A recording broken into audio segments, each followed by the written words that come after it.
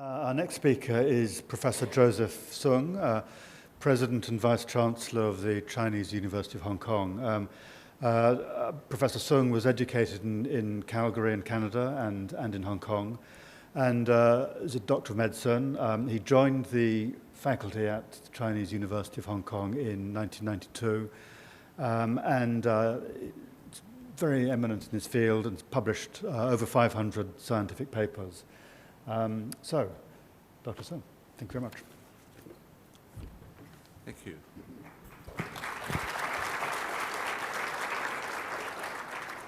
Thank you, Professor Barlow, Professor Delany, ladies and gentlemen.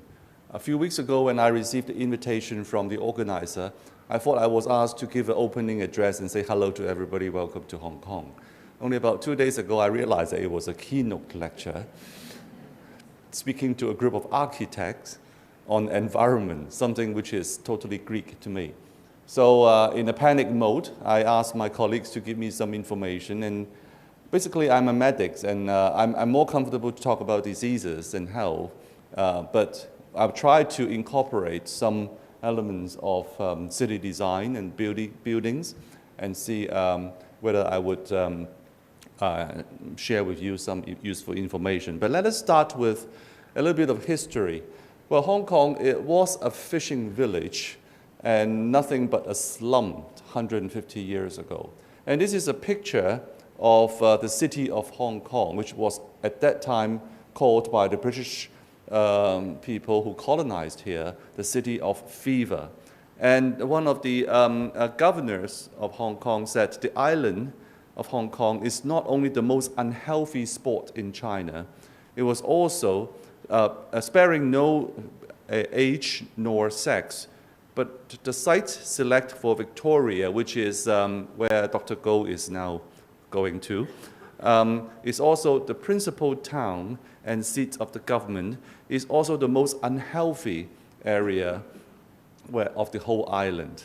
So the picture that you are seeing is in fact the earliest colonized area in the Hong Kong island, where there is a lot of Chinese people living in a very crowded condition. And this particular street has a famous little stream that comes from the mountain, and that's why the early colonization starts from here.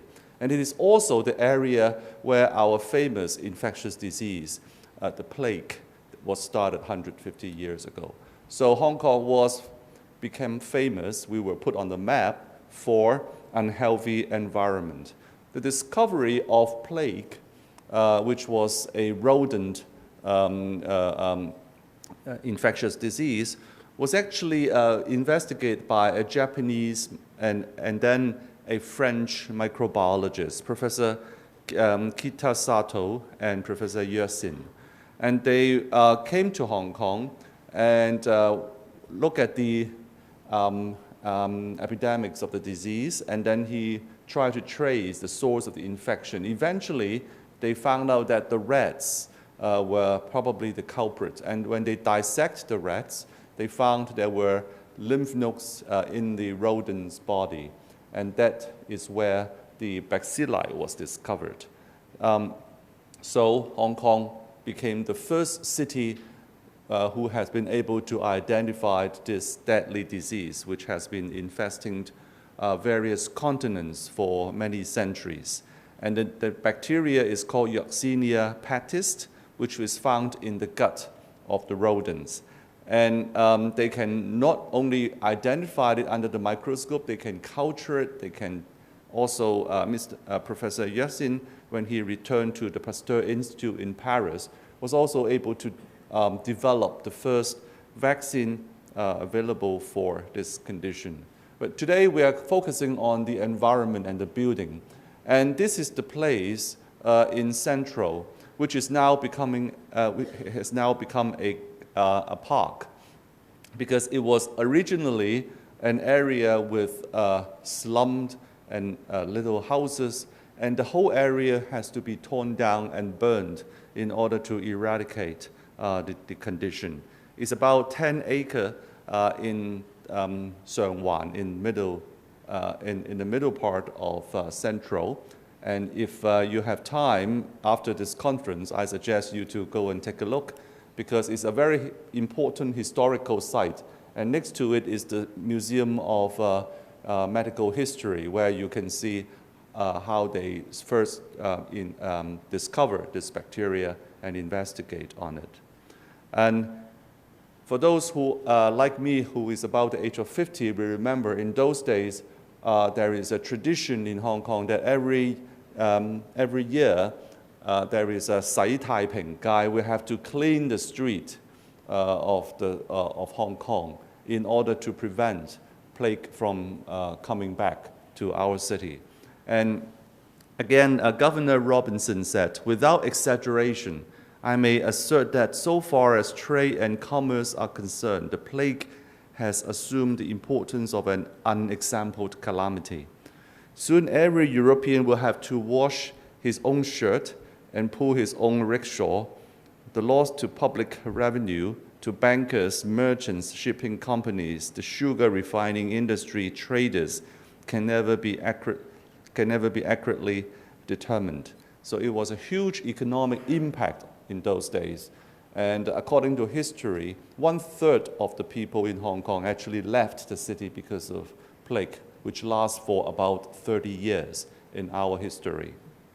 Now, while we think that this is old days, this is history, as you heard from Dr. Goh, 12 years ago in Hong Kong, we are facing an equally bad calamity, and that is a lung disease, which we have no idea at that time, and that's why it was called Severe Acute Respiratory Syndrome, SARS, SARS. And the Hong Kong government actually hates this name because SAR is the name of the city. So we don't want it to be called SARS, but we could not find a better name to describe it because it's severe and it comes very suddenly. It affects primarily the lung, and it is a syndrome at that time.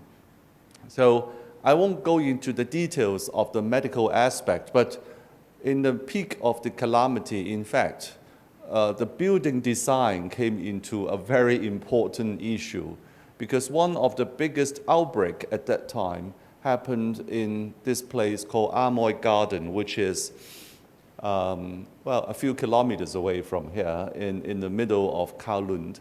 And it is a typical housing estate in Hong Kong where buildings are very crowded. And the design of the building, it's as you can see here, that usually there are 4 to 8 units in the same level. And the units are very close to each other. And there is a groove between the building where they hide all the pipes and the sewage and the water supplied. They all put together. And you can see that the windows are facing each other in such a close distance that you can shake hands with your neighbors from your window. And at the time, which is I think in March 2003, there were more and more cases of SARS reported in this housing estate, altogether 321. And they're focused mostly in Block E and Block D and then Block F of this housing estate. Everybody was asking why, what happened to this housing estate. And then when the epidemiologists came to study this outbreak, they found that each building has a different time frame for the outbreaks, but the epidemic curve at the top is the overall epidemic curve for Amoy Garden. It's actually almost identical to the one in the right lower corner in Block E, and that's why it was identified as the epicenter of that outbreak in this particular community. But how did that happen? Well, unfortunately, we found that it was coming from one single patient who discharged home from hospital, and he did not, although he recovered from his chest condition, but he also developed diarrhea, and from his diarrhea, the virus was shed into the sewage system. And this is a typical toilet in the housing units in Hong Kong, where there is a U-shaped tube at the exit site of the sewage. And this tube supposed to be covered partially with water to avoid backflow of sewage. It's now dried up. So when he developed the diarrhea, the sewage system was contaminated. If those brown particles represent the virus, it goes into the sewage system as well as through the exhaust fan of the toilet, go into the air column between the units that I have shown you. So it was exposed then to the other units. And with the wind carrying the virus from this particular block to the neighborhood, block E what was then involving also block F and block D. And this is the computer fluid dynamic simulation of the airflow, which explained beautifully how the other blocks and exactly which level up that patients got exposed to this virus. And now we have every details of how the infection, which was supposed to be a droplet infection, became an airborne infection during that particular period. Very, very unlucky situation. However, we learned from this painful lesson that the design of the building has a lot to do with our health in this locality. And we have done some research and we have reported to the governments, the building departments and so on, and hope that this kind of design will be improved subsequently. Now let's move on from infectious disease to heat. I'm sure all our visitors in Hong Kong can feel the heat in Hong Kong in these few days when you arrive. And it's not just the temperature, but also the humidity and also the air current or the lack of air current, which makes it uncomfortable. Our research showed that an average rise of 1 degree centigrade in daily temperature will, above 28 degree, will associate with an estimated 1.8% increase in mortality, mostly related to cardiovascular and pulmonary diseases. So we actually have a system that the elderly people living alone at home, they are given an alarm, alarm system that if they press, there will be somebody sent to their home and to see what happened. They might be actually feeling unwell and need to be hospitalized. So the next few slides comes from my architect colleague. So I'm bringing code to Newcastle now. So forgive me if I explain it not properly.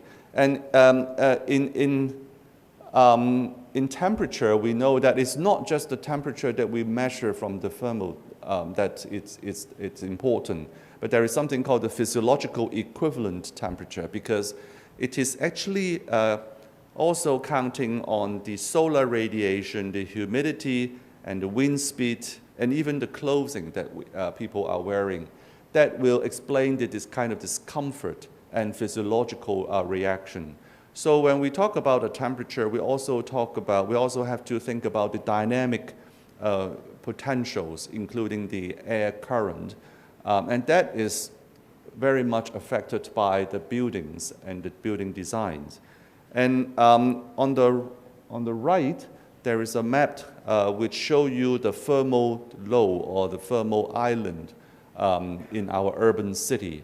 And you can see that there are certain spots which are really overheated. But what I want to show you, in fact, is that when we plot the temperature of the whole area of Hong Kong, and using 1 degree as a scale, then you can see that there can be as much as 8 degrees of difference between different areas. Ladies and gentlemen, you are now on the very east side of the Kowloon Peninsula, the green area, so you don't feel the heat very much here. And this locality is newly developed, so you are not in the typical Hong Kong city environment. But you should go to Tsim Sha Tsui, you should go to Wan Chai, and and central, and you can feel the difference. And I'm lucky because my university is on the upper end of the New Territory East, which is also cooler. But it depends really on the direction of the wind. So if you are living in a housing environment like this, where there is not much fresh air, lack of sunlight, and you are living in a very humidified environment, it is really, really bad for the health. And elderly people who are living alone in this kind of slum area are particularly exposed to health hazards. So from the building's point of view, we should think about how to cool down our buildings with vegetations, building shades, and improving on the ventilation. And I don't want to expose my ignorance by telling you more about how this can be done. However, the research that conducted by the local architectural community has already added useful information to the government. And this is actually from the planning department of the Hong Kong SAR government. They have added now the Hong Kong Planning Standard and Guidelines, which governs the breezeway, the air path, how much space we should leave, the height of the buildings, and so on. So this kind of research will impact on the industry as well as the urbanization. And also, we developed the air ventilation assessment system, which now being used by the Development Bureau of the Hong Kong SAR government as a way of assessing in each community the quality of the air and the ventilation. And you have heard from the Secretary of Health that there will be a new hospital built in the Kowloon area, the Children's Hospital. Actually, it will be developed in the next slide in this area, which is our previous airport area.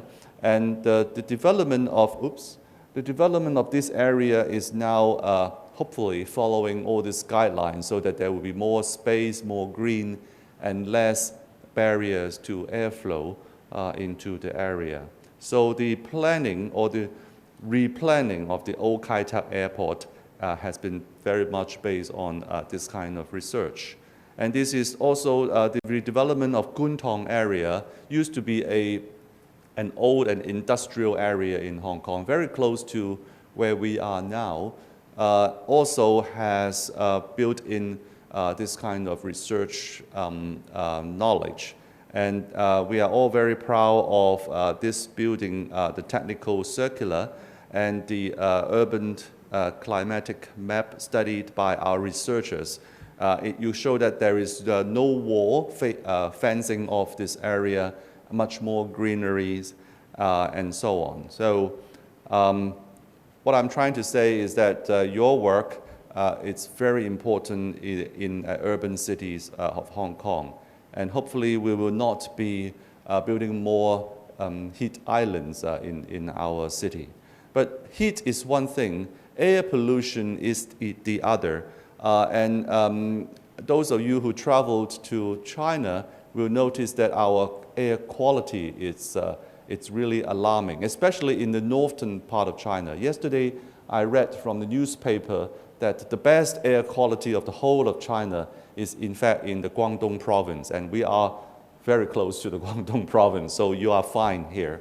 But if you go to Beijing or to Shanghai, about 50% of the time, you actually cannot see across the street very, very well. So the air quality is really reaching I think alarming is not the appropriate word. It's a deadly level. And this is a study from Europe, in fact, showing that air quality can vary very widely among different countries. As in Europe, the PM 2.5 particulates has been found to be in a very big range of variation. But the important thing for us is that it certainly has a huge air health impact, because the life expectancy of each country can be plotted against the air quality almost in a straight line.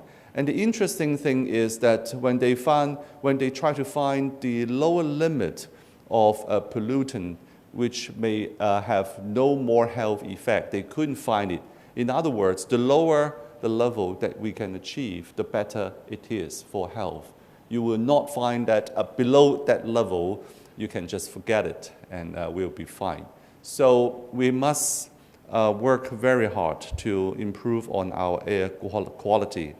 And in urban city like Hong Kong, the air quality is not just affected by the industries, but it's also affected by the traffic and also by the crowdedness of our environment. So the roadside air pollution is a serious problem in Hong Kong.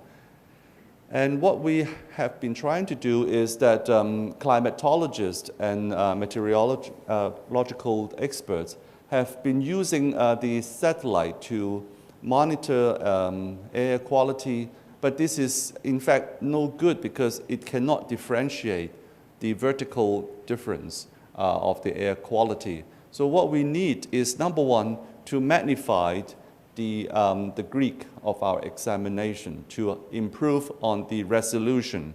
And you can see from this series of maps from 27 kilometers per, well, I don't know how to call each unit, but if your scale is very large, then you will not see all the details about how it would affect the city and in each community within the city. So what they are trying to do is to magnify this and to improve on the resolution up to 1 kilometer square, or if not lower.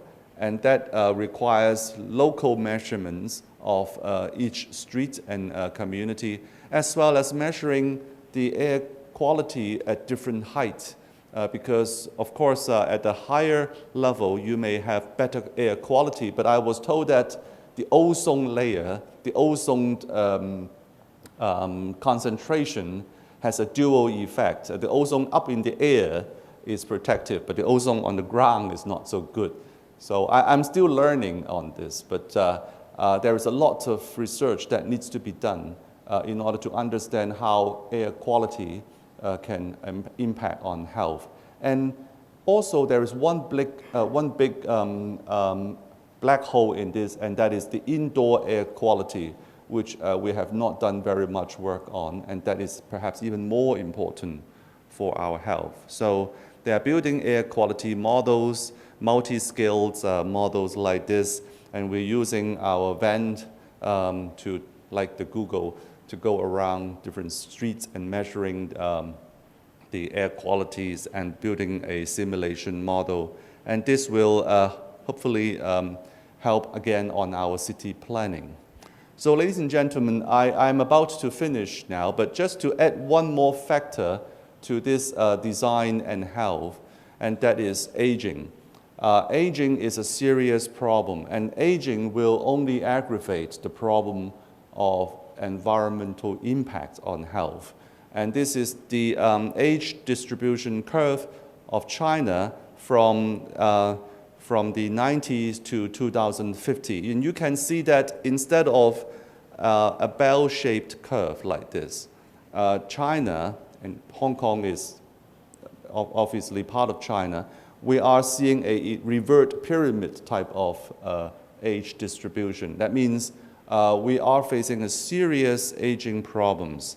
And this paper from The Lancet said, according to China's research center, 202 million elderly people lives in China in 2013, among which more than 100 million have non-communicable disease, 37 million have disabilities. I mean, if everybody can do that, like that gentleman, then aging is not a problem. But obviously, not all of us can do that. And aging is a serious health problem because, and you can see the figures from not just China, but Japan, Korea, Singapore, and so on. All these Asian countries, we have a rapidly aging population. The percentage of people above the age of 60 will go up to like 40% in Japan by 2050, and 1/3 in most of the other countries. So, and in Hong Kong, we have estimated that by 2040, we will already have 1/3 of our population reaching the age of 60 or above. And that is because our fertility rate is very low and our life expectancy is very high. And that seems to be the mega trend in this part of the world. So health, aging, and urbanization, design of our city, it's a very, very important issue. And I hope that with your wisdom and more research to be done, we will know how to plan our city better. So let me finish by thanking my colleagues, Edward Ng from School of Architecture. I asked him to join us in this conference. He said he is having holidays somewhere now.